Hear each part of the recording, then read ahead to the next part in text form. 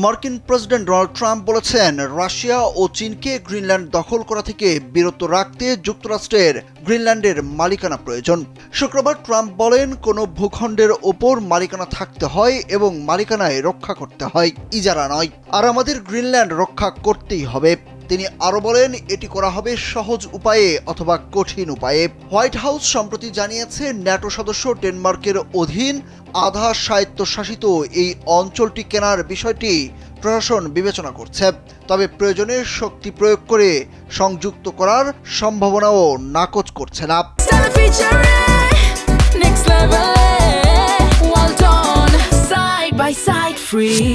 Denmark ও Greenland দুপক্ষই বলেছে অঞ্চলটি বিক্রির জন্য নয়। ডেনমার্কের মতে, সামরিক পদক্ষেপ নিলে ট্রান্স আটলান্টিক প্রতিরক্ষা জোটের অবসান ঘটবে। বিশ্বের সবচেয়ে কম জনবসতিপূর্ণ অঞ্চলগুলোর একটি হলেও উত্তর আমেরিকা ও আর্কটিকের মাঝামাঝি অবস্থানের কারণে গ্রিনল্যান্ড ক্ষেপণাস্ত্র হামলার ক্ষেত্রে আগাম সতর্কতা ব্যবস্থা স্থাপন এবং ওই অঞ্চলে জাহাজ চলাচল নজরদারির জন্য অত্যন্ত গুরুত্বপূর্ণ। ট্রাম্প বারবার দাবি করে আসছেন যে গ্রিনল্যান্ড যুক্তরাষ্ট্রের জাতীয় নিরাপত্তার জন্য অত্যাবশ্যক। প্রমাণ ছাড়াই তিনি বলেছেন, অঞ্চলটি চারিদিকে রাশিয়া ও চীনের জাহাজে ভরা। ওয়াশিংটনে সাংবাদিকদের সঙ্গে কথা বলার সময় ট্রাম্প বলেন, আমি চীনের জনগণকে ভালোবাসি, আমি রাশিয়ার জনগণকেও ভালোবাসি, কিন্তু গ্রিনল্যান্ডে আমি তাদের প্রতিবেশী হিসাবে চাই না, এটা হবে না।